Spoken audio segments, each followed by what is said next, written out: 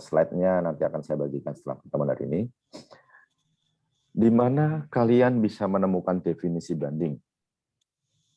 Jadi banding itu didefinisikan adalah upaya hukum yang dapat dilakukan oleh wajib pajak atau penanggung pajak terhadap suatu keputusan yang dapat diajukan banding berdasarkan peraturan yang berlaku, peraturan perundang-undangan perpajakan tentunya. Di mana kalian bisa menemukan definisi ini?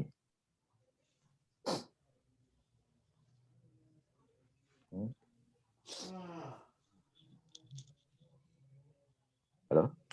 Ada yang bisa berpendapat?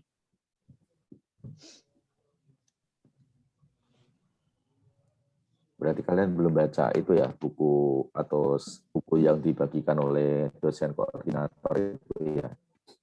Definisi ini kalian bisa temukan di Undang-Undang Pengadilan Pajak ya. Tolong dibaca baik-baik teman-teman itu bukunya yang sudah dibagikan dan Undang-Undang Pengadilan Pajak maupun peraturan terkait yang sudah kami bagikan ke kelas. Definisi. Jadi kalau kalian mendefinisikan bisa, tapi definisi ini berasal dari mana kalian nggak tahu, repot. Gitu. Jadi definisi ini ada di Pengadilan Pajak, Undang-Undang Pengadilan Pajak. Jadi banding adalah tindak lanjut atas suatu keberatan. Atas keberatan yang kita ajukan, seperti yang kemarin teman-teman bikin, jika diterima sebagian, ditolak, itu wajib pajak berhak melakukan upaya hukum berikutnya. Upaya berikut hukumnya adalah banding, tentunya di tingkat yang lebih tinggi. Di mana diajukanlah ke pengadilan pajak. Di mana ada pasal tentang banding. Di Undang-Undang KUP atau Undang-Undang PPH, pengadilan pajak, ada pasal tentang banding nggak? Ada yang bisa bantu saya jawab? Undang-Undang, tentang banding ada di mana? Aturan tentang banding. Kalian udah belajar KUP kan? Ya, di-refresh lagi karena kalian udah kelas 3, sebentar lagi kalian tugas akhir KTTA, apapun tulisannya itu pertanyaan bisa mengerucut ke KUP. KUP adalah kitab suci kalian terkait perpajakan ya. Banding itu ada di pasal 27 ayat 1 ya. Undang-Undang KUP. Wajib pajak dapat mengajukan permohonan banding, ingat, hanya kepada Badan Peradilan Pajak, dulu namanya Badan Peradilan Pajak, dan yang sekarang adalah Pengadilan Pajak, atas surat keputusan keberatan, sebagaimana dimaksud dalam pasal 26 ayat 1. Jadi kalau 25 adalah tentang keberatannya, 26 tentang keputusan keberatan, 27 adalah atas bandingnya. Gitu, ya. Lanjut. Jadi putusan banding. Nah, putusan banding itu kita mulai sekarang membaca Undang-Undang Peradilan Pajak. Seperti yang saya sampaikan, kalau kalian baca undang-undang, peraturan atau apa, kalau ada definisi-definisi itu biasanya ada di pasal 1, ya. Baca baik-baik itu, ya. Di situ. Pasal 1 angka 35 apa? Putusan banding. Putusan banding adalah putusan Badan Peradilan Pajak atas banding terhadap surat keputusan keberatan yang diajukan oleh wajib pajak. Ya. Jadi definisinya putusan banding adalah itu. Nah, putusan pengadilan beda lagi itu. Putusan pengadilan pajak merupakan putusan pengadilan khusus di lingkungan peradilan tata usaha negara. Jadi kalau di sini dibilang peradilan tata usaha negara, artinya pengadilan pajak itu bukan pidana umum, bukan pidana perdata, bukan perdata, tetapi adalah peradilan TUN, tata usaha negara. Jika Anda membaca di sini, peradilan tata usaha negara, artinya fokus utama bukan materi, ya, bukan materi, tapi formal, ya. Ingat, jika membaca putusan pengadilan ini definisinya ini, berarti sengketa pertama pasti yang akan dilakukan pembahasan adalah sengketa formal. Sengketa formal artinya apa? Terkait formal-formal, misalkan wajib pajak yang mengajukan banding, nanti akan dilihat oleh pengadilan pajak. Apakah yang mengajukan banding itu betul-betul wajib pajak? Kita tahu wajib pajak. Bagaimana kalau wajib pajak OP adalah dirinya sendiri. Bagaimana kalau badan adalah penanggung pajaknya adalah BOD-nya atau komisaris atau orang yang diberikan kuasa. Nah, di sini adalah yang berarti akan dilihat sengketanya dulu adalah berhak enggak dia menjadi wakil wajib pajak. Berhak, apakah dia betul wajib pajaknya? Itu. Kalau kalian seperti melihat pengadilan umum sama, pertama-tama akan dilihat sengketa-sengketa formalnya dulu. Ya, sengketa-sengketa formal. Kalau kalian ngikutin sidang-sidang dulu kan sempat ada sidang yang sempat di live. Kalau kalian ingat contohnya adalah sidang pada waktu itu pembunuhan dengan racun sianida di kopi dulu kan. Pernah nggak dengar? Mungkin kecil kalian ya. Yang dulu itu ada yang membunuh temannya dengan kopi itu ada. Ya. Di sini fokusnya karena pengadilan tata usaha negara, artinya apa? Artinya jangan sampai terlewat jika Anda mengajukan banding sebagai wajib pajak ataupun dari Direktorat Jenderal Pajak sebagai terbanding. Kalau wajib pajak yang mengajukan banding berarti pemohon banding. Kalau wajib pajak mengajukan. Kalau dari Direktorat Jenderal Pajak yang ditanya atau dibanding keputusannya namanya terbanding. Sebagai perwakilan terbanding, jika Anda menjadi penelaah keberatan atau PK di lingkungan Kanwil atau di lingkungan kantor pusat, jangan lupakan tentang formalnya. Formal itu bisa jadi pada saat Anda datang, Anda lupa membawa kartu pengenal identitas pajak itu pada saat sidang bisa ditolak. Jangan sampai, ya, jangan sampai hal-hal begitu. Gitu. Oke, lanjut berikutnya. Syarat permohonan banding. Syarat permohonan banding diajukan sama seperti keberatan atau kemarin yang kita bahas, keberatan.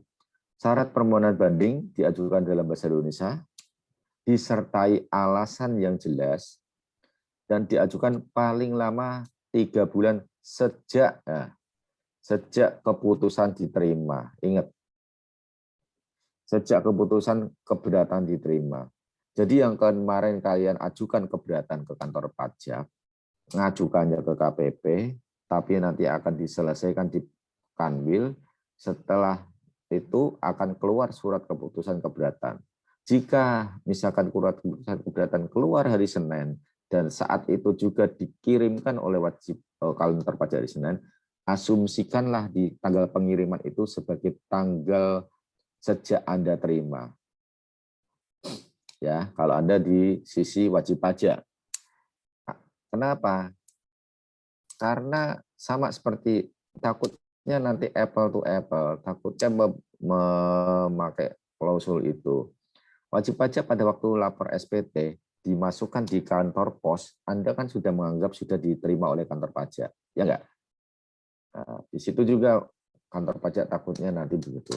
Oleh karena itu, paling lama 3 bulan sejak keputusan keberatan diterima, Anda wajib mengajukan bandingnya.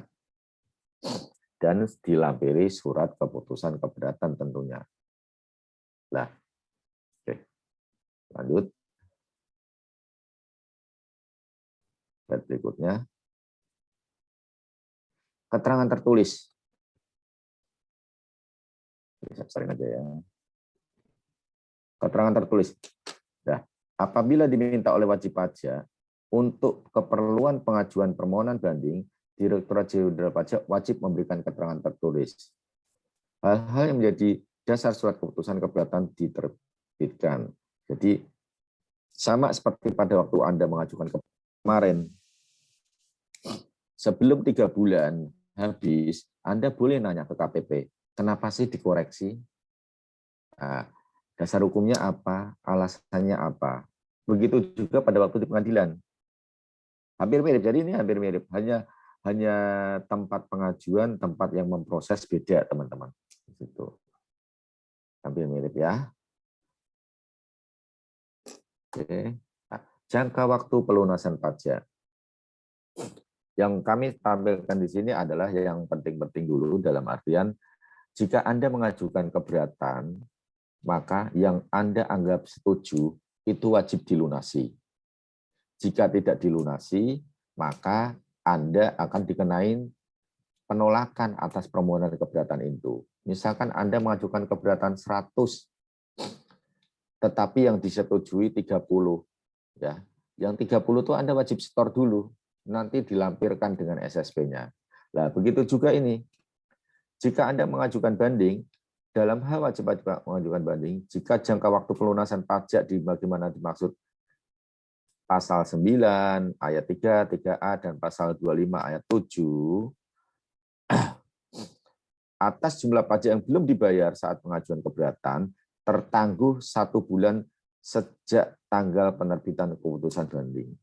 Nah, atas jumlah pajak yang belum dibayar, ya, sisanya itu tertangguh. Tertangguhnya 1 bulan saja. Sampai dengan kapan? Sejak tanggal penerbitan surat keputusan banding. Jadi apapun hasil keputusan banding itu disebut dalam hukum adalah ingkrah. Ya, ingkrah. Misalkan Anda mengajukan keberatan 100, tidak setuju semuanya. Anda kan tidak wajib bayar tuh di KPP. Tetapi jika keputusan banding Anda dikalahkan dan keluar ketetapan tetap 100, Anda wajib bayar. Karena keputusan banding sudah dianggap ingkrah. Ingat, bedanya keberatan dan banding adalah di sini. Kalau keberatan, Anda tidak setuju, pada waktu Anda mengajukan keberatan tidak wajib bayar. Dan jika atas keputusan keberatan Anda tidak setuju, Anda masih tidak wajib bayar. Tetapi jika Anda mengajukan banding dan kalah, Anda tetap tidak setuju, nanti Anda minta peninjauan kembali, Anda tetap wajib bayar. Oke? Di situ bedanya. Bahkan dulu sebelum tahun berapa saya lupa ya, sebelum Badan Pengadilan Pajak menjadi Pengadilan Pajak, itu Anda wajib melunasi 50% atas ketetapan. Wajib.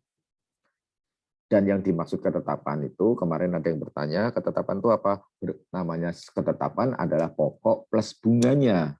Karena itu satu rangkaian. Makanya di atas skopnya adalah surat ketetapan pajak. Di situ. Anda wajib minimal melunasin separuhnya. Dulu. Sempat ada aturan kayak gitu. Sekarang sudah nggak ada, dihapuskan. Tidak wajib bayar semuanya. Di sini sudah bisa dipahami sampai di sini bagaimana perbedaan atau kurang lebih persamaan antara proses keberatan dan banding. Oke, pelan-pelan. Ada yang mau ditanyakan? Silahkan. Izin bertanya, Pak. Oke, sebut nama. Saya Kezia, absen 21. Oke, kenapa Mbak Kezia? Tadi saya iseng, Pak, cari definisi keberatan itu di Undang-Undang Pengadilan Pajak. Oke. Tapi saya nggak menemukan definisinya gitu, Pak. Kayak pengertian banding. Itu kenapa ya, Pak? Sorry, terputus, Mbak. Kenapa, Mbak? Sorry, Mbak. Anda tidak menemukan definisi keberatan itu, Pak. Sementara banding itu kan ada. Ya. Oke. Pertanyaan bagus itu. Saya akui tadi pun saya sudah mencoba mencari lagi, jangan-jangan saya yang lupa. Kenapa sih Undang-Undang KUP tidak memberikan definisi atas keberatan? Ya, saya udah buka slide-nya juga di sini. Stop saya stop share-nya. Saya sudah coba buka di sini tadi.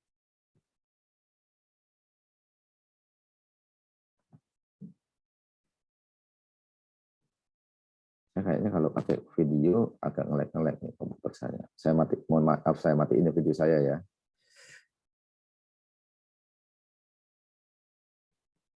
Nah ini saya sajikan Undang-Undang KUP. Undang-Undang KUP kalau kita baca di definisi di atas, memang betul seperti Mbak Kesia bilang, tidak ada sama sekali definisi tentang keberatan. Tidak ada di sini Mbak Kesia. Hanya yang ada adalah surat keputusan keberatan. Definisi nomor 34. Ya. Sama putusan banding, putusan gugatan. Semua tentang definisi ketetapan, putusan atau apa. Tapi definisi keberatan tuh kok nggak ada. Ya, itulah sehingga pada waktu membuat presentasi kemarin, kalau Anda perhatikan, kami tidak memberikan definisi tentang keberatan. Keberatan hanya diatur di pasal 25 di situ. Jadi kita hanya memberikan definisi kurang lebih keberatan hanya bisa diajukan atas kan gitu.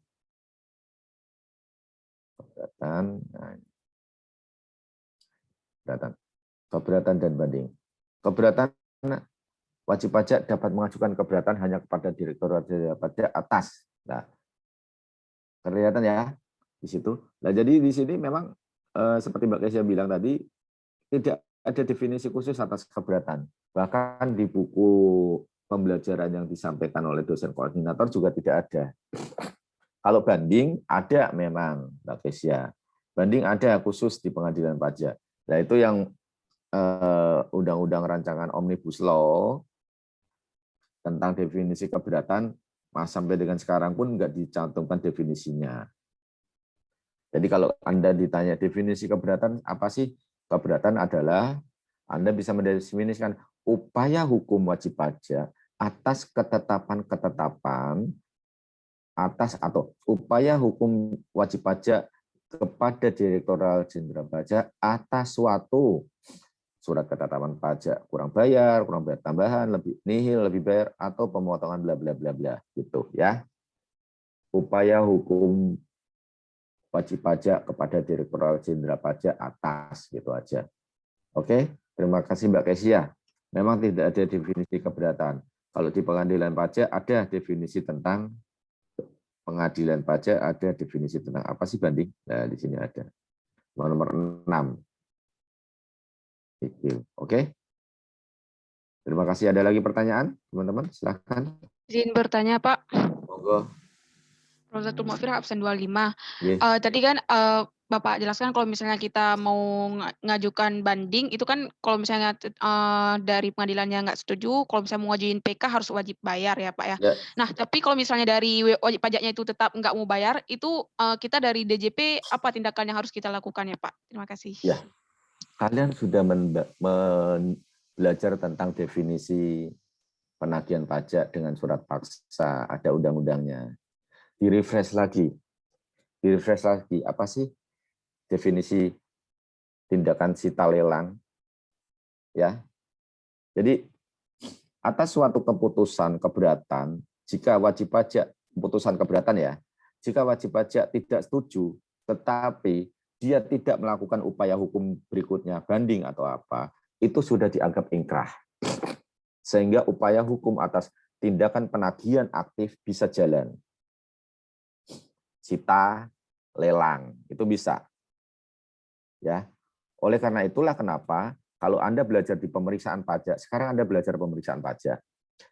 Pemeriksa pajak itu wajib mencantumkan aset-aset wajib pajak. Sampai dengan tempatnya, lokasinya di mana, nomor misalkan kendaraan nomornya berapa, bla bla bla bla. Rekening koran bla bla bla bla. Biasanya yang dilakukan itu adalah pemblokiran rekening misalnya, ya kan? Itu pemblokiran rekening atau apa. Jadi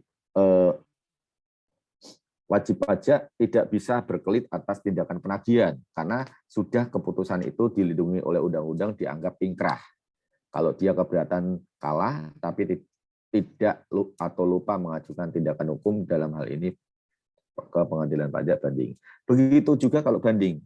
Banding kalah dan dia tidak mengajukan peninjauan, belum, saya bukan bilang tidak ya, belum melakukan tindakan peninjauan kembali, karena ada maksimalnya nanti kita belajar tentang peninjauan kembali. Jika sudah 1 bulan sejak keputusan banding itu keluar, dia tidak mengajukan, itu tindakan penagihan oleh kantor pajak bisa jalan. Ya, tindakan penagihan oleh kantor pajak bisa jalan, Mbak Rauzul Mafiroh tadi. Jadi Anda dari Direktorat Jenderal Pajak bisa melakukan tindakan yang dilindungi oleh Undang-Undang Penagihan Pajak dengan surat paksa, sita, lelang, dan segala macam. Dan Anda belajar nanti bagaimana kalau setelah disita, dilelang, pajak punya hak mendahulu, ya kan? Gitu. Sekarang kembali ke topik lagi, Mbak Kesia. Sorry Mbak Rauzul Ma'rifirah. Ada yang mau ditambahkan lagi di situ atau masih belum jelas? Baik Pak, terima kasih sudah jawab. Iya. Ingat ya, di slide tadi udah saya sampaikan bahwa 1 bulan sejak keputusan banding itu keluar wajib dilunasi.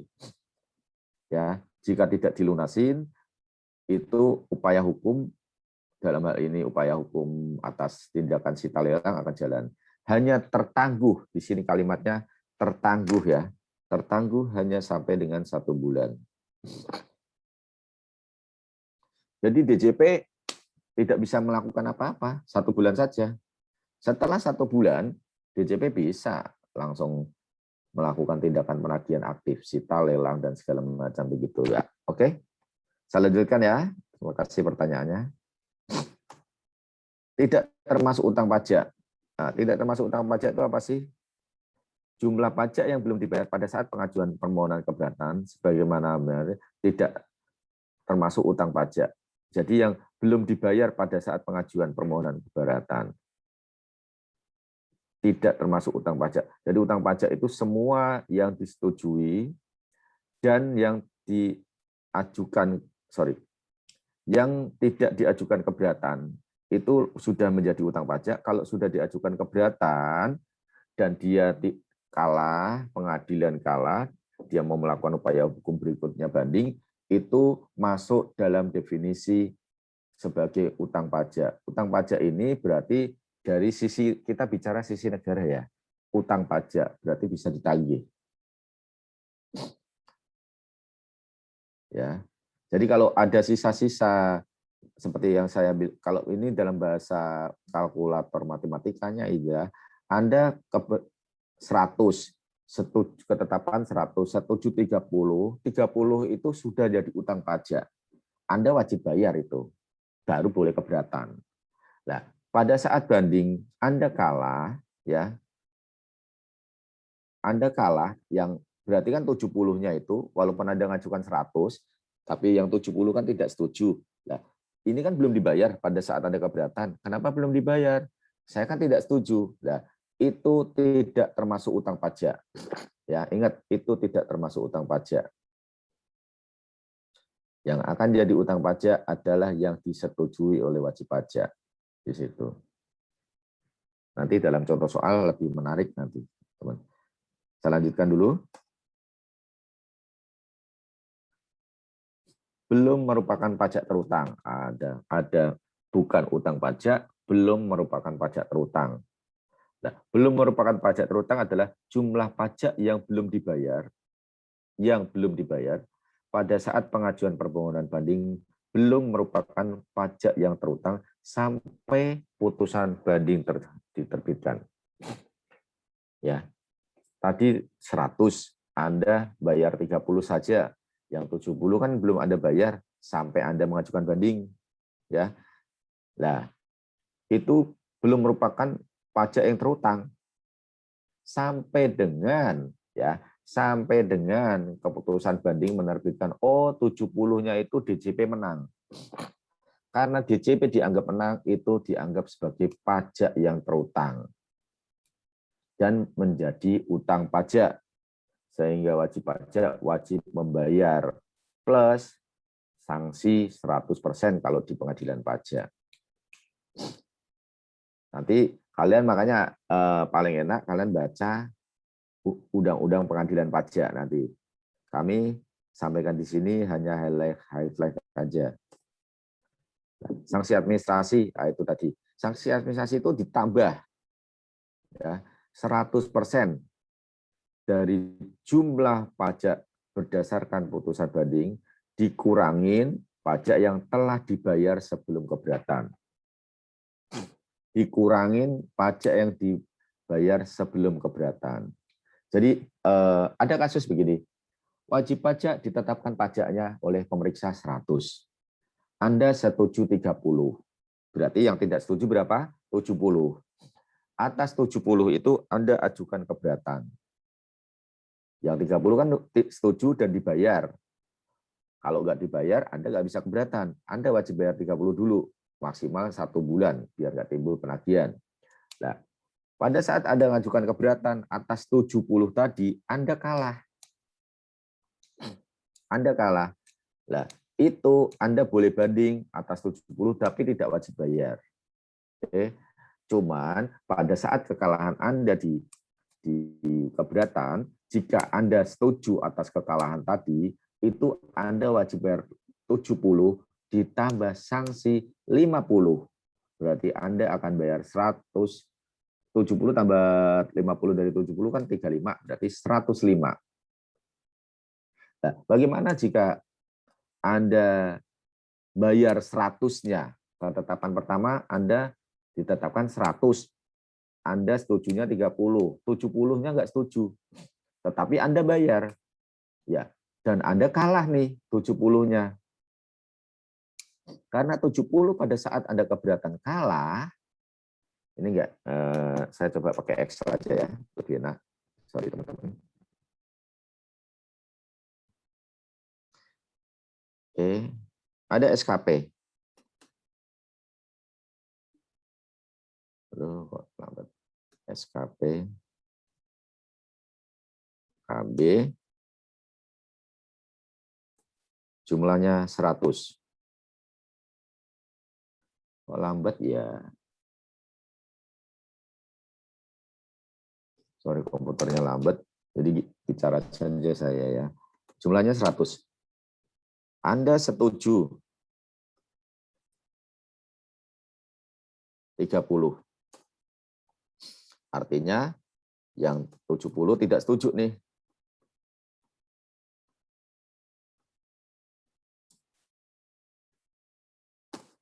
Ya. Oke. Karena Anda setuju, Anda wajib bayar. Yang ini tidak wajib bayar.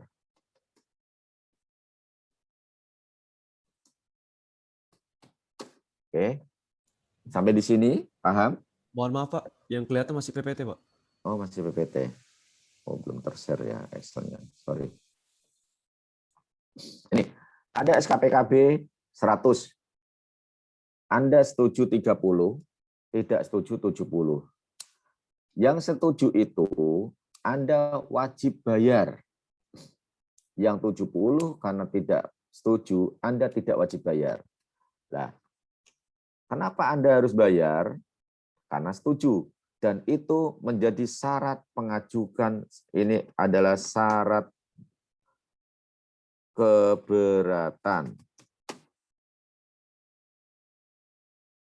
Ya, kalau Anda tidak bayar 30-nya itu, keberatan Anda akan ditolak secara formal. Nah, terus bagaimana? Nah, kemudian diproses sehingga keluar surat keputusan keberatan. Dan Anda tetap dikalahkan oleh Kanwil. Ini di KPP. Ini ranahnya Kanwil. Tapi pengajuan tetap di KPP. Atas 70 ini Anda kalah. Ya, Anda kalah. DJP menang. WP kalah. WP kalah. WP kalah bagaimana? Dia bisa banding, dia bisa terima keputusan KPP. Keputusan wajib pajak. Jika wajib pajak kalah dan setuju, kalah, kemudian dia setuju, dia wajib bayar. Aduh, komputernya jadi kok ngelek-ngelek ini. Wajib bayar adalah 70 ini ditambah sanksi 50% atas keputusan keberatan. Sehingga Anda wajib bayar 105.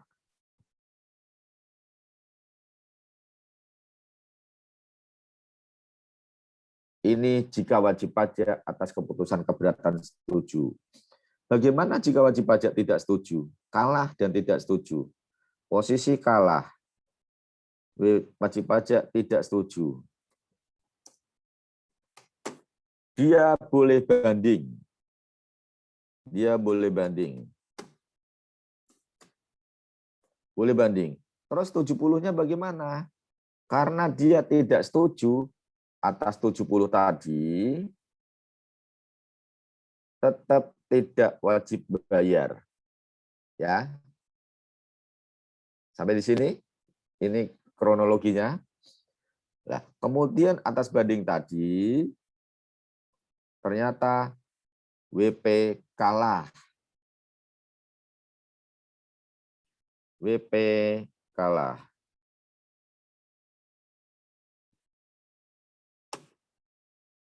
Alah, WP kalah. Sorry. Komputernya jadi lambat. Bisa dengan saya parah. Nah, kalau WP-nya kalah, teman-teman, WP wajib bayar 70 ini ditambah sanksi 100%. Jika dia tidak melakukan upaya hukum berikutnya. Pun dia melakukan upaya hukum berikutnya, dia wajib bayar karena sudah ingkrah di sini, ya. Oke. Di sini, sampai di sini bisa dimengerti? Karena pengadilan pajak dianggap sudah ingkrah. Kecuali wajib pajak tidak setuju dan langsung mengajukan peninjauan kembali, atas ini tidak wajib bayar dulu. Nanti pada waktu peninjauan kembali kalah dikenain ini dan dikembalikan ditambah sanksi 70-nya itu. Nah, apakah wajib pajak atas ketetapan yang 100 ini bisa bayar semua? Tidak dilarang. Tidak dilarang. Wajib pajak boleh bayar 100-100-nya. Walaupun dia tidak setuju yang 70. Biasanya mereka kenapa begitu? Karena mereka yakin di keberatan pasti kalah. Kita mungkin menang di banding nih, yang lebih fair dibanding gitu misalkan. Jadi tidak ada kewajiban hanya yang wajib bayar hanya yang setuju, enggak. Tidak ada keharusan kayak gitu. Oke. Sampai di sini ada yang bisa mau nanya, silakan. Semua keputusan itu atas keputusan keberatan, atas ketetapan, atas keputusan banding hanya tertangguh 1 bulan. Wajib pajak mau melakukan upaya hukum apa enggak? Hanya tertangguh 1 bulan. Ingat, tertangguh 1 bulan saja. Kalau wajib pajak banding berarti tidak wajib bayar lagi. Begitu juga kalau wajib pajak bandingnya kalah, tertangguh 1 bulan. Tapi kalau dia tidak mengajukan peninjauan kembali, ya sudah ingkrah. Dia wajib bayar ditambah sanksi 100%. Jujur, ini yang kadang membuat saya tidak nyaman pada waktu masih kerja di Direktorat Jenderal Pajak, teman-teman. Mohon maaf kalau ideologi saya agak beda di situ, bahwa saya nggak suka bunga dibungain, karena di dalam komponen 70 itu kan ada bunga lagi. Jadi itu kan berarti bunga dibungain. Ya, itulah konsep yang saya nggak suka atas konsep pajak kita. Cuman bagaimana lagi, itu yang terjadi di negara kita. Kita. Oke. Cuma jangan pernah berpikir kayak saya. Kalian coba nikmatin dulu bekerja di Direktorat Jenderal Pajak, ya. Kalau kayak gitu semua nanti semuanya mundur lagi dari Direktorat Jenderal Pajak. Karena zaman saya dulu, kilas flashback dulu, zaman saya dulu tuh kampus nggak seperti sekarang, teman-teman. pada saat zaman saya dulu, yang namanya, mohon maaf, musik itu nggak boleh di kampus. Pagelaran musik atau apapun nggak boleh di kampus, haram. Bahkan stan itu sampai dijulukin, tahu kepanjangan stan? Ada yang punya pendapat? Coba silakan. Tinggi ahli neraka, Pak. Ada yang lagi? Yang lain? Ahli neraka. Kenapa kok mau masuk kalau tahu ahli neraka ke situ? Ada yang tahu yang lain? Kakak-kakak kelas kalian tuh banyak setelah lulus nikah, makanya ada yang nyebut setelah tamat akad nikah. Tapi yang benar pada waktu itu sempat dijulukin adalah Sekolah Tinggi Agama Negara. Sekolah Tinggi Agama Negara. Karena pada saat itu memang kayak gitu. Sempat dulu, waktu itu Jakarta lagi rame-ramenya tahun 90-an awal tuh rame-ramenya gerakan ya, mohon maaf, gerakan Islam pemuda-pemuda itu ya. Itu mulai ada itu. Islam memang pada waktu itu di situ. Oke, termiso aja nih. Gitu. Israel bahaya sekali Pak, kalau punya pemahaman sekolah tinggi ahli neraka. Bahaya kali. Kau baru 3 tahun di situ, kau menikmatin itu. Anak saya sampai sekarang belum mau daftar stan. Dirayu-rayu sama ibunya suruh daftar masih nggak mau juga. Masya Allah. Jangan-jangan kau kasih pengaruh itu sekolah tinggi ahli neraka itu. Oke, terima kasih Mas Yusril atas hal itu. Oke, saya kembali ke slide lagi. Kita kembali lagi ya. Siapa sih yang boleh mengajukan banding? Yang boleh mengajukan banding tentunya wajib pajak. Wajib pajak kalau OP orangnya yang bersangkutan. Bagaimana kalau orang yang bersangkutan meninggal? Ya ahli warisnya. Itulah kenapa warisan yang belum terbagi itu menjadi objek pajak kan. Gitu. Seorang pengurus atau kuasa hukumnya. Ya, di sini saya biasanya berlinda sebagai kuasa hukum wajib pajak.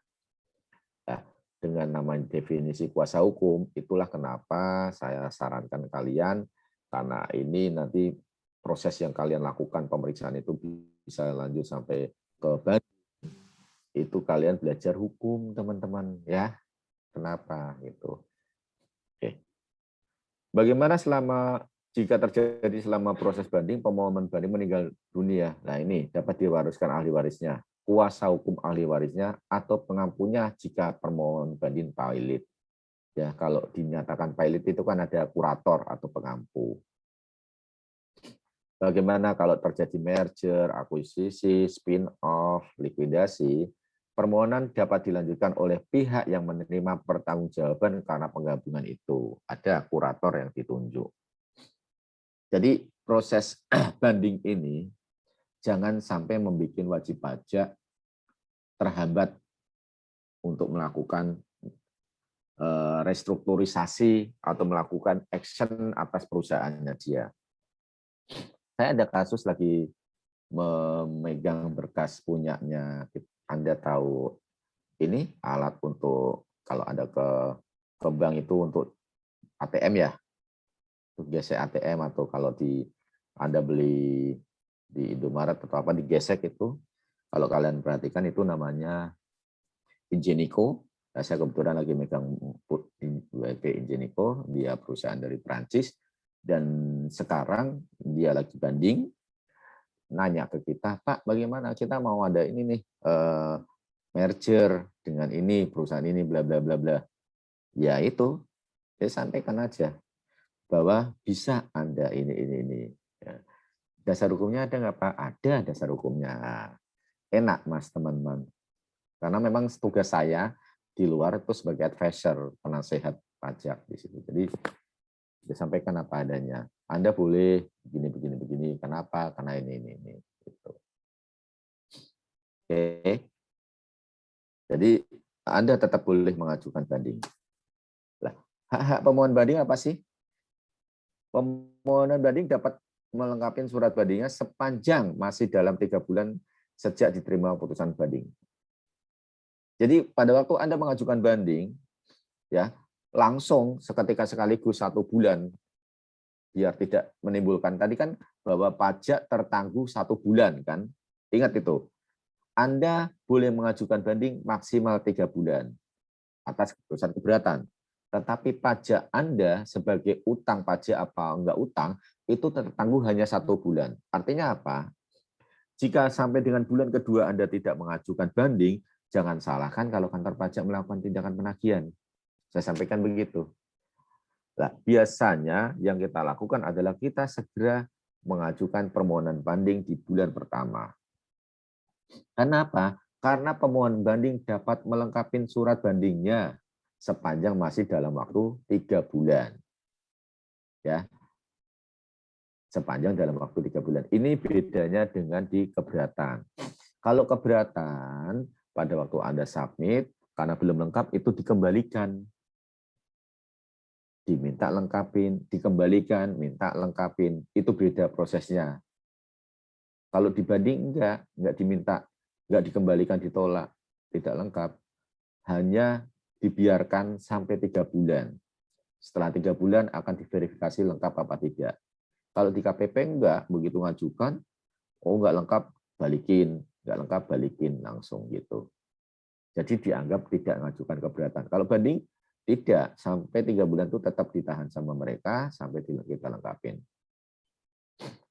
Dan dalam 3 bulan pemohon banding dapat memasukkan surat bantahan dalam waktu 30 hari sejak tanggal diterima sulinan SUB, surat uraian banding. Jadi pada saat wajib pajak mengajukan banding, nanti akan diteliti oleh pengadilan. Pengadilan akan ngirim itu ke KPP atau Kanwil atau kantor pusat di dalam ini untuk menyatakan ini loh ada ini. Nah, KPP, dan dalam hal ini di kantor pajak Direktorat Jenderal Pajak akan membuat surat bantahan. Wajib pajak bilang saya mengajukan banding atas keputusan keberatan PPh Badan terkait koreksi fiskal atas penyusutan misalnya. Kantor pusat dalam hal ini sebagai perwakilan DJP, perwakilan terbanding akan memberikan surat bantahan. Dan surat bantahan itu akan kita respon maksimal 30 hari sejak 30 hari di sini bukan 30 hari kerja ya, 30 hari sejak tanggal diterimanya SUB atau surat uraian banding.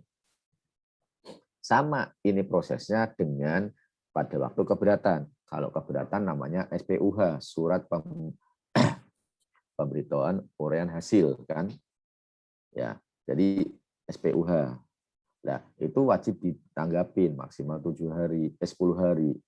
Nah, ini enggak, ini bantahan dari kita dari WP mengajukan banding ke pengadilan pajak sebagai pemohon banding.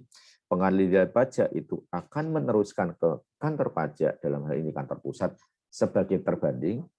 Terbanding itu akan memberikan surat bantahan ke pengadilan pajak. Atas surat bantahan itu oleh pengadilan pajak akan dikirimkan ke pemohon banding, dalam hal ini WP, untuk dibilihkan surat uraian banding. Itu hak-haknya harus ada. Nah, kemudian dapat menghadiri persidangan guna memberikan keterangan lisan atau bukti-bukti yang diperlukan sepanjang memberitahukan kepada pengadilan pajak secara tertulis. Dan dapat hadir dalam sidang pembacaan putusan. Nomor 3 dan 4, sayang sekali harusnya kalau bukan pandemi begini tuh kalian belajar minggu-minggu ini kalian harus sering-sering ke pengadilan pajak. Kalian melihat proses pengadilan pajak. Ada yang pernah ke pengadilan pajak nggak kalian? Teman-teman, ada? Belum, Pak. Sayang ya. Kampus-kampus lain tuh selama saya bersidang itu di belakang itu kan boleh kan terbuka tuh. Banyak loh dari luar, Atma Jaya, Trisakti, Budi Luhur, Mertubuana, mereka pada hadir. Kalian itu yang sebetulnya dari pihak otoritas pajak. Saya heran jujur. Makanya saya kadang tanya ke kampus tuh, bagaimana ini teman-teman harusnya dikasih ini kewajiban menghadiri sidang. Mereka tuh ikut loh ngikutin sidang. Setelah sidang mereka akan bertanya ke kita. Saya pernah ditanyain oleh orang dari Trisakti, Pak, begini. Ya, saya kasih pendapat. Kenapa Bapak dulu kemarin mengkonter begini? Mereka bertanya, gitu. Jadi tugas akhirnya mereka ternyata pengadilan pajak juga ada itu.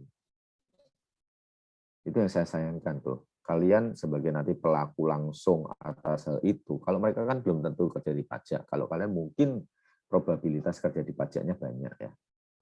Kalian enggak sekepo itunya enggak ada. Kayak gimana sih pengadilan pajak? Gitu. Karena memang pembelajaran ini di materi terakhir, hanya sayang. Nah, maka dari itu kalau kalian kebetulan domisili di Jakarta, sekali-kalilah jalan-jalan ke arah Harmoni sana. Ya, ada pengadilan pajak yang tahu Jakarta naik busway, turun di Harmoni, itu udah jalan kaki aja kalian, dekat sekali. Di situ kalian bisa melihat bagaimana sengketa.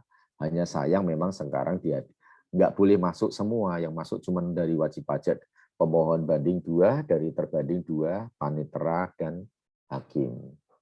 Bahkan sekarang kita sering mengikuti sidang online juga.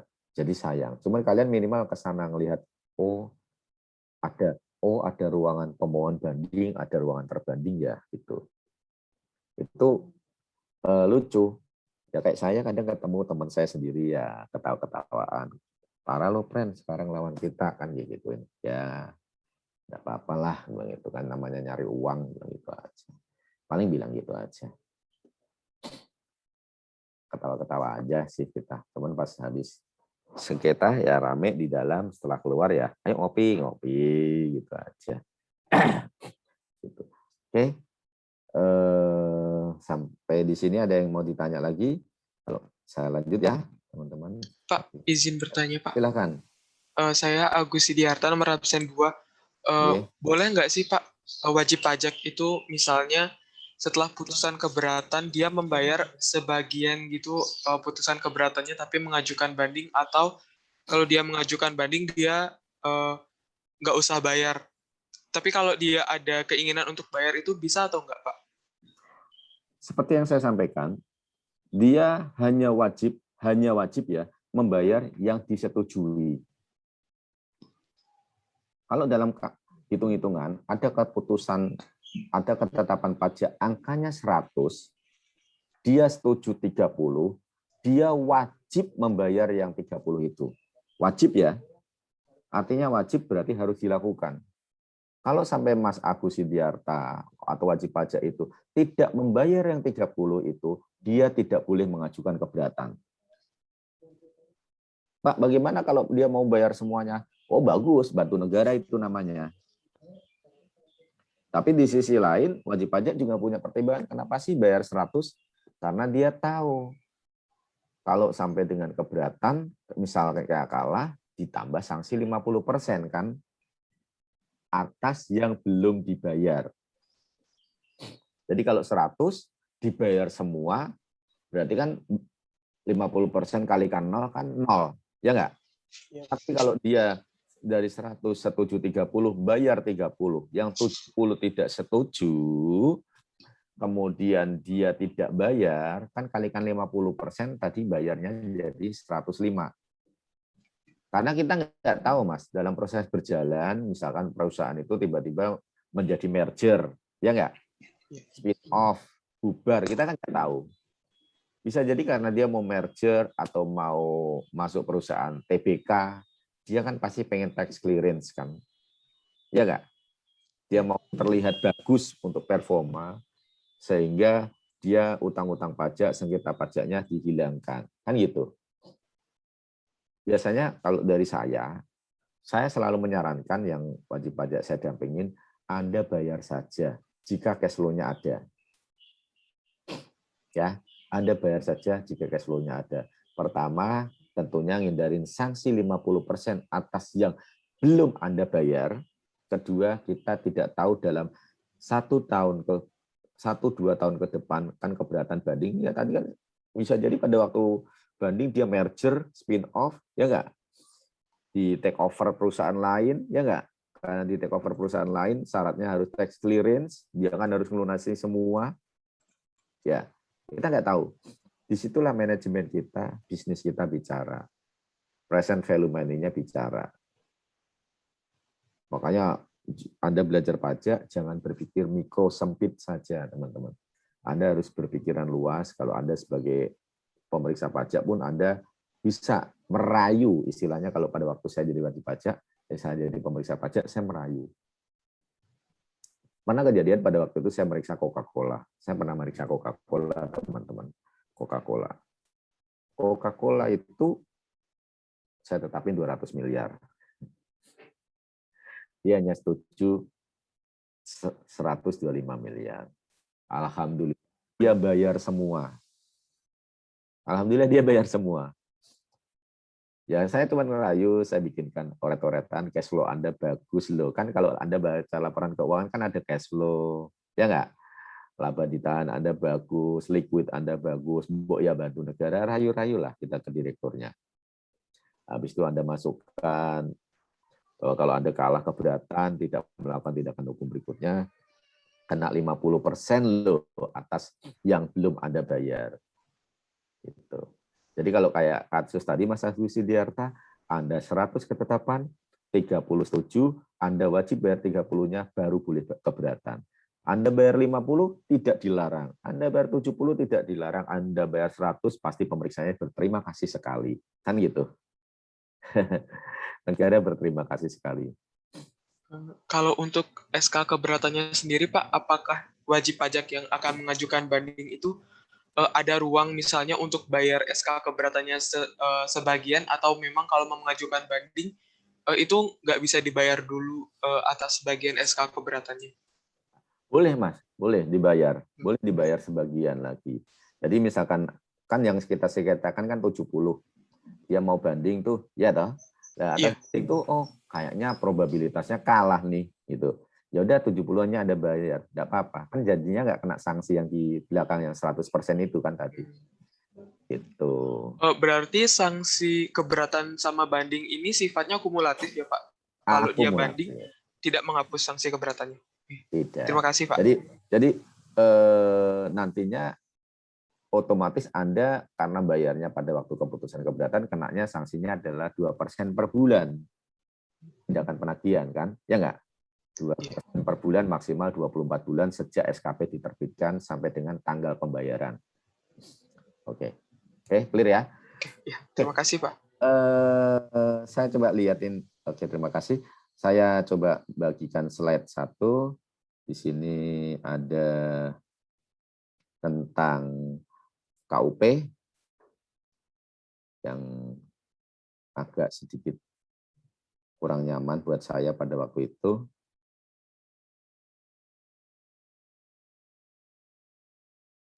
Kalian, saran saya pelajarin Omnibus Law juga ya. Saran saya nih.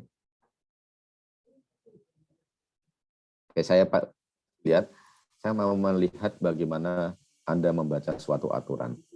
Silahkan lihat pasal 9, kalian udah belajar undang-undang KUP. Jika wajib pajak, pasal 9 KUP ya, saya tanyakan Anda.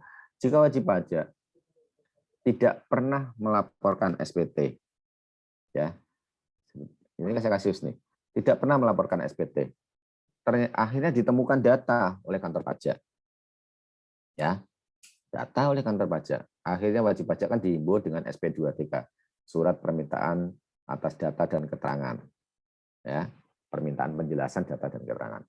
Ambil contoh, Mas Agus Sidi ternyata sejak tahun 2017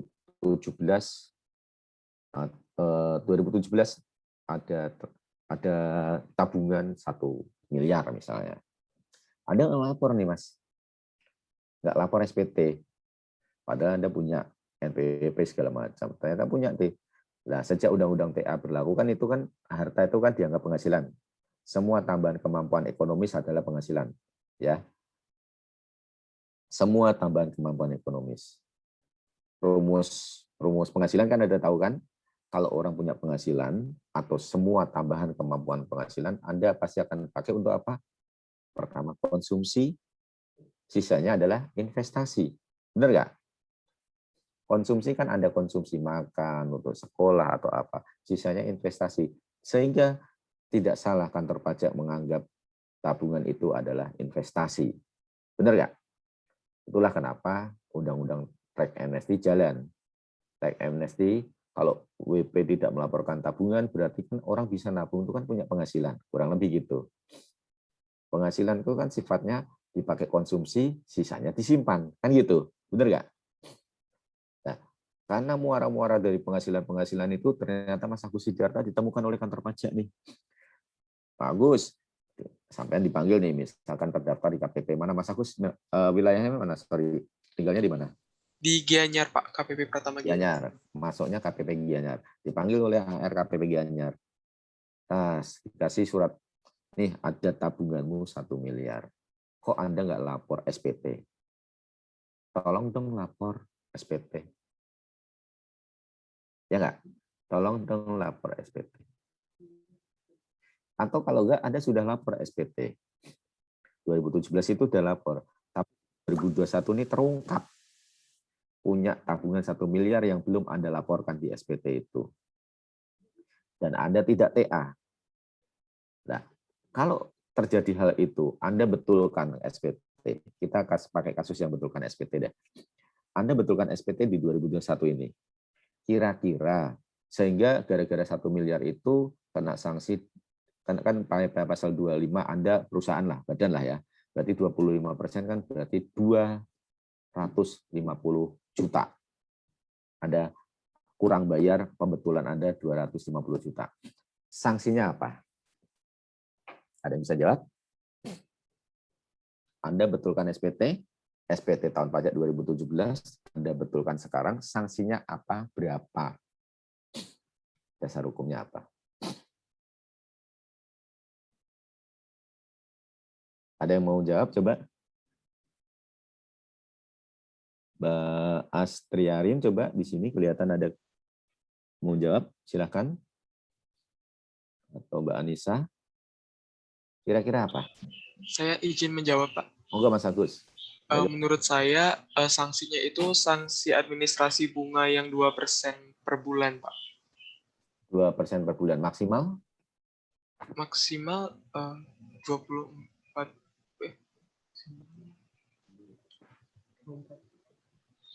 Berapa maksimal? Mas Iqbal, bagaimana? Bantu? Betul?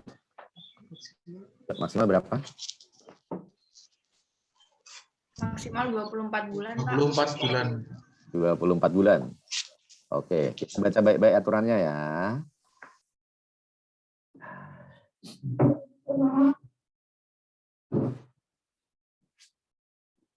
Pasal 2A, coba bayar.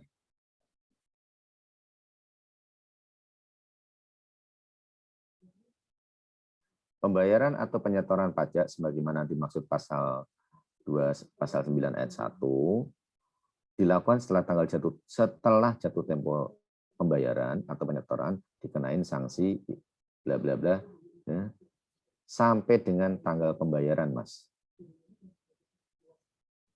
Sampai dengan tanggal pembayaran. Kebaca nggak kalian?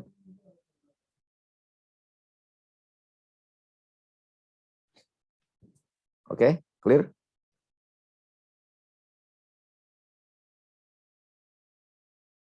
Ya.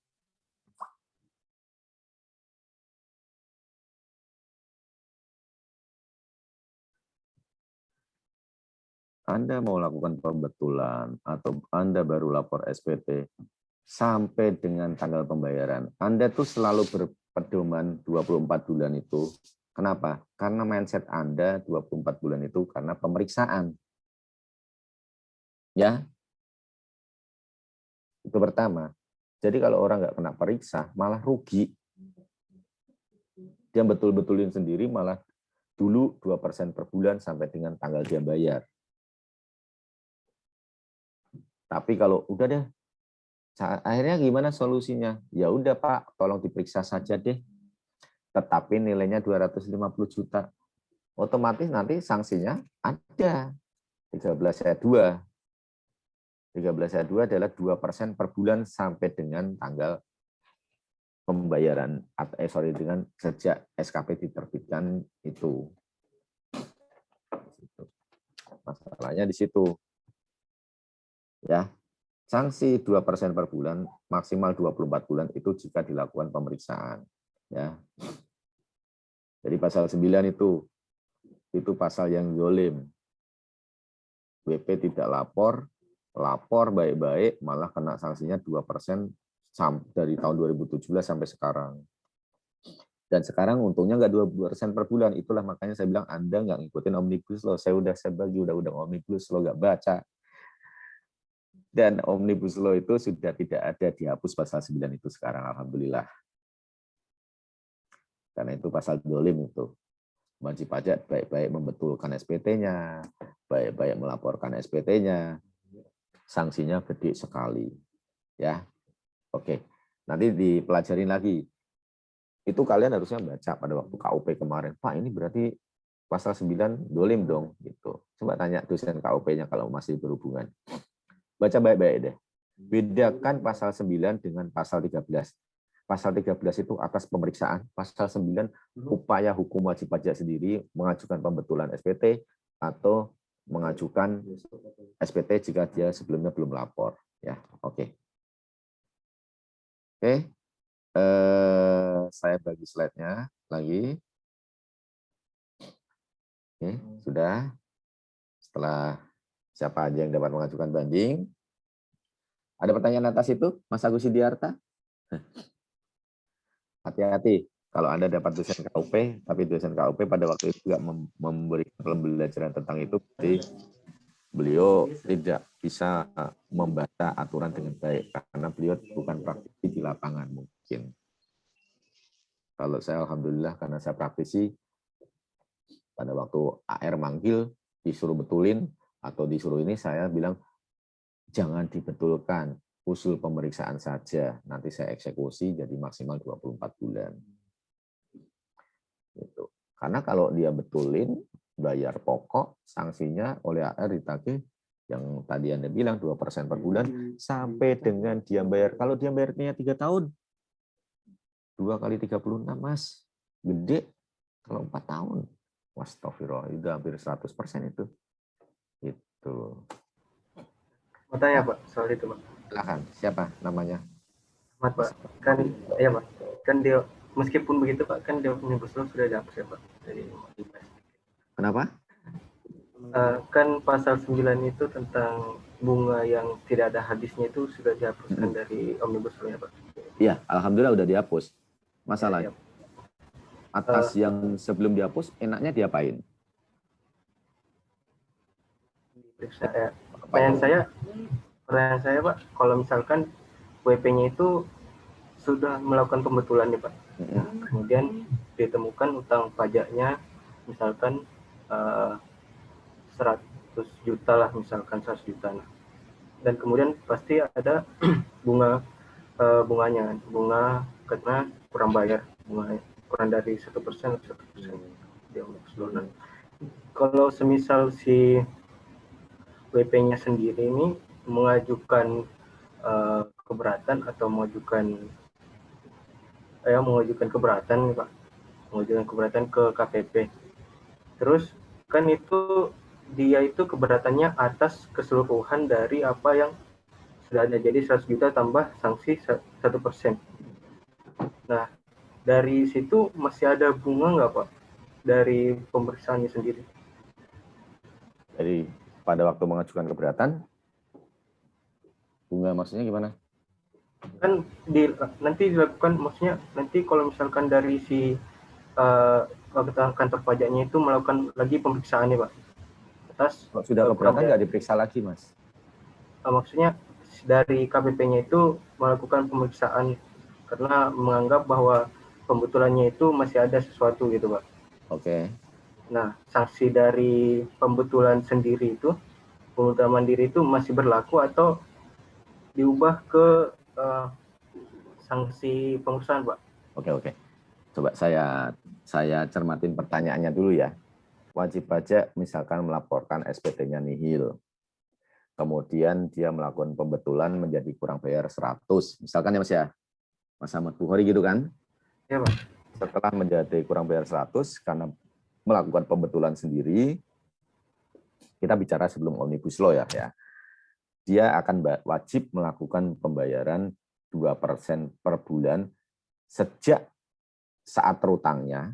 Ambil contoh, terutangnya 2016 bulan Januari, bayarnya sekarang berarti kan 4 tahun misalkan, atau itu berarti 2% kalikan 48. Nah, itu bunganya pasal 9 tadi. Tetap berjalan. Nah, ternyata diperiksa nih. Dan awalnya nihil, betulkan 100, bunganya ditagih dengan pasal 9 tadi, ternyata diperiksa menjadi ketetapannya 200, bukan 100. Nah, atas 100 tambahan dari hasil pemeriksaan yang semula dia nihil menjadi membetulkan kurang bayar 100, yang itu ditagih pasal 9, yang setelah diperiksa akan menjadi kurang bayar 200, berarti kan ada pokok pajak 100, atas pokok pajak 100 itu akan terbit sanksi pemeriksaan 13 ayat 2. Itu yang 2% per bulan maksimal 24 bulan. Beda, pasalnya beda. Nah, bagaimana upaya hukumnya? Upaya hukumnya bagaimana? Nah, itu yang upaya hukum ada, kita bisa upaya hukum. Upaya hukum atas itu sama coba saya lihatkan pasalnya ya.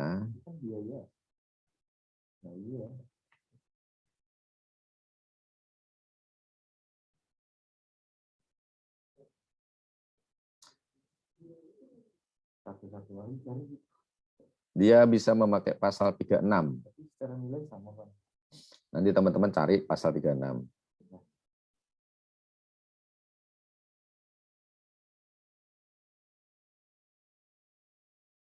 Saya coba share.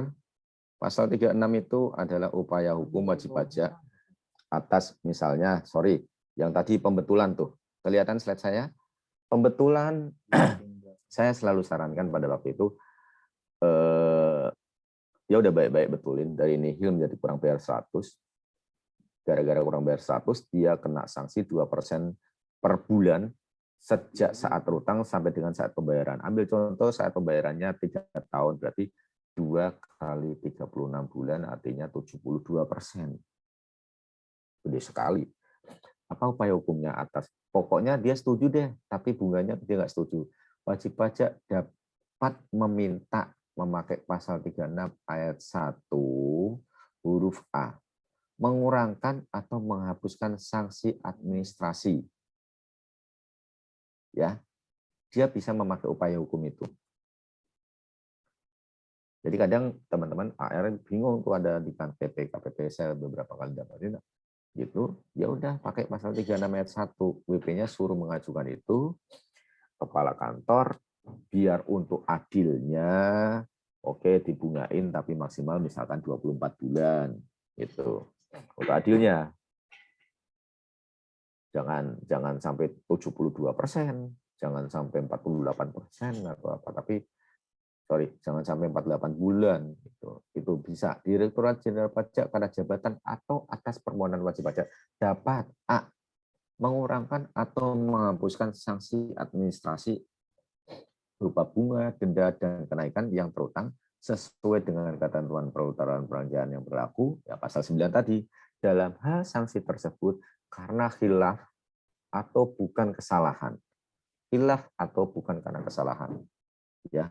Nah, definisi khilaf bukan kesalahan apa? Yang baru pertama berbuat. Ini ada di momen pembelasan. Ya.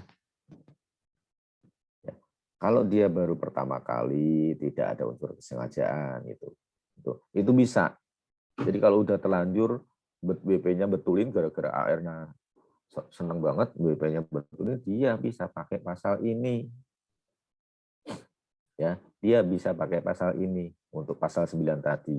Nah, 1 atas pasal 9 tadi, dia upaya hukumnya ini. Lah, ternyata diperiksa nih Mas Ahmad Bukhari. Lah, kalau pemeriksaan itu sudah jelas, berarti ditemukan data bukti baru, ya. Awalnya ngaku tabungannya tidak punya tabungan, ditemukan tabungan 1, akhirnya dia betulin, ternyata ditemukan tabungan kedua. Nah, tabungan kedua itu akan disanksi secara ketentuan.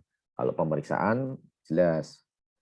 Ini yang mindset kalian itu karena kenapa kalian selalu ini dosen-dosen kalian tuh selalu maksimal 24 bulan, maksimal 12 bulan, selalu kayak gitu deh. Karena pasal 13 Undang-Undang KUP 13 ayat 2. Kalian selalu di sini nih. Ya enggak? Kalian selalu terpaku di situ. Ya.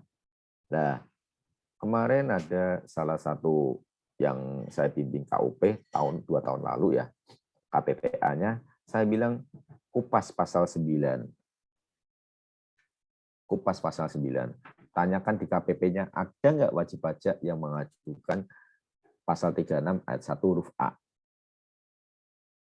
Berpikir keluar dari ini. Nggak usah ini atas BP pajak bla bla bla, enggak. Kupas aja di situ, studi literatur. Gitu. Studi literatur kan. Itu. Jadi begitu Mas Ahmad Bukhari. Bedakan wajib pajak yang mengajukan kebetulan dengan wajib pajak yang diperiksa. Sanksinya beda. Yang satu Jadi, dari awal memang sudah beda ya Pak? Yes, dari awal sudah beda. Sanksinya beda. Ya, oke. Ada lagi pertanyaan? Silakan. Izin bertanya Pak. Monggo silakan. Siapa namanya? Diki absen 15 Pak. Oke, silakan Mas Diki. Saya masih bingung pasal 9 yang bagian ayat 1-nya Pak. Itu berarti sanksi ini digunakan untuk SPT masa aja ya Pak? Karena kan ada yang 15 hari itu saya masih belum mengerti Pak. Itu maksudnya gimana ya Pak? Pasal 9? Yang ayat 1-nya Pak. Ya, sebentar ya.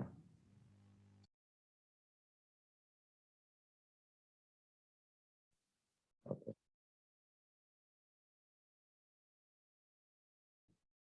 Ya, kalau yang untuk ayat 1 memang masa, Mas. Masa. Ayat 2 yang tahunan. Tapi sama, atas masa dan tahunan sama. Yang ayat 2 itu kan dikenain yang di 2B. Ya, hampir sama. Itu. Hampir sama. Masa itu biasanya ditemukan misalnya, perusahaan udah berdiri lama nih, tapi ternyata nggak pernah lapor pasal 21, atau melapor pasal 21 nggak tepat, sehingga disuruh ibu pembetulan, kan gitu. Ibuannya pembetulan. Kalau saran saya pada waktu itu jangan mau pembetulan, udah disuruh periksa saja. Karena kalau pemeriksa udah jelas, sanksi maksimal 24 bulan. Kita masih bisa melakukan upaya hukum pasal 36 ayat 1 huruf A, siapa tahu dikurangin. Cuman maksimal bukan 48%, tapi misalkan 24%. Gitu.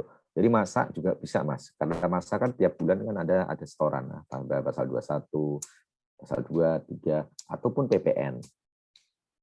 Karena dengan berlakunya PP 46 dan berlaku juga dengan PKP, itu ada aturan bahwa jika diperiksa dan ternyata Anda sudah di atas kewajiban subjektif PKP, di atas berapa PKP? Kewajiban PKP berapa? Kalau omsetnya lebih dari berapa? 4,8 miliar, Pak. Kalau begitu Anda itu omset Anda di atas 4,8, saat itu juga Anda ditetapkan secara jabatan sebagai PKP. Ambil contoh, diperiksa nih. Awalnya nggak ada kewajiban PPN kan? Ternyata dia omset tahun berjalan 2017 itu di atas 48. Berarti 2018 otomatis dia udah PKP. Loh, karena sudah OPKP, tapi dia tidak melapor PPN-nya di 2018, itu dia akan dikenai secara jabatan, perhitungan PPN-nya. Itulah yang kena di pasal 1 tadi, Mas, masa. Ya. Atas semua transaksinya nanti akan dihitung. Salah sendiri dia nggak mungut PPN. Itu kan. Padahal dia secara subjektif sudah wajib PPN. Sepanjang barangnya barang kena pajak, pasti harus PPN ini. Itu. Jadi akhirnya kena yang ayat 1 kalau yang masa. Kalau yang tahunan kena ayat 2. pasal 9 ini pasal yang kurang nyaman. Makanya 2 tahun lalu ya ada yang ngisi itu, kita minta tolong itu.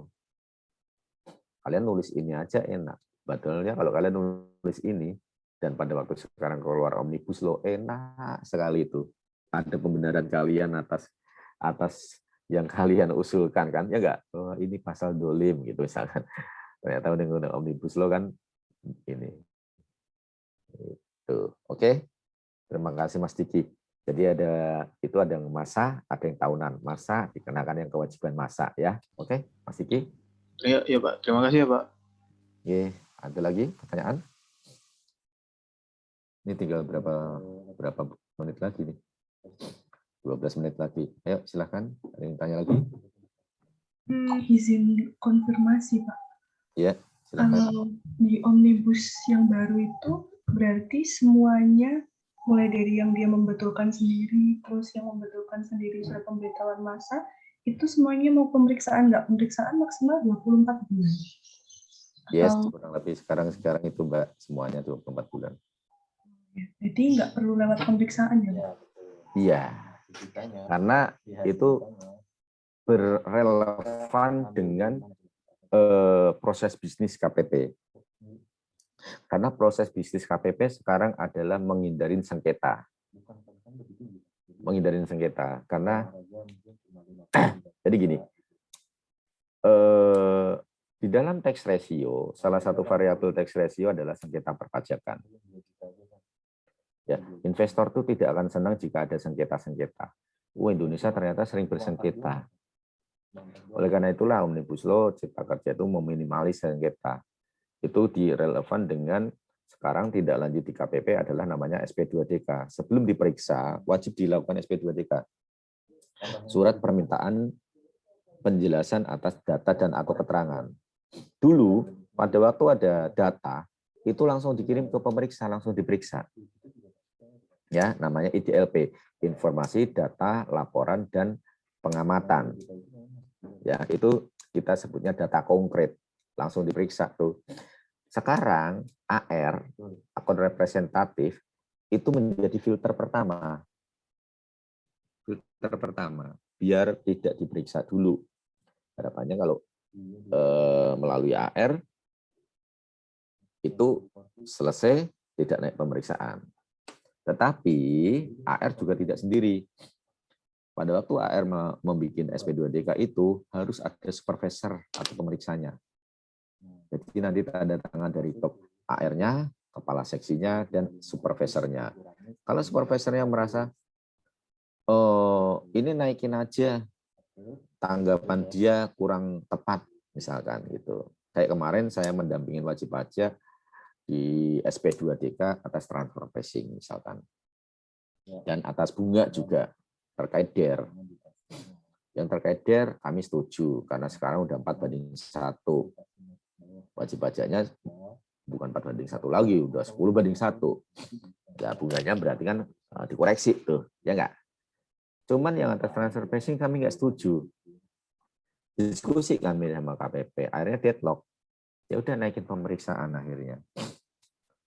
Karena pemeriksaan otomatis lebih komprehensif dan pemeriksa punya judgement yang lain gitu. Jadi sekarang Omnibus Law itu memang relevan dengan proses bisnis KPP yang mengurangi sengketa. Karena nanti saya coba share ya teman-teman. Saya buka BA saya mana? Saya share dulu. Coba buka BA saya dulu. Ada kemarin ada teman membagikan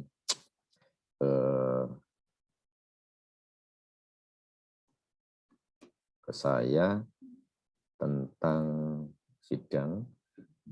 Sekarang sidang itu kita udah posisinya tuh banyak kalahnya. Saya sebutnya kita ya. Saya kadang masih terbiasa dengan kita. Seakan-akan saya masih bagian dari DJP.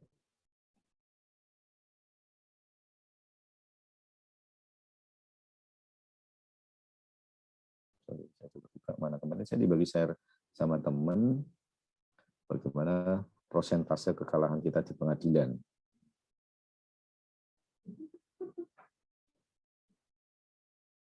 Oke, izin share.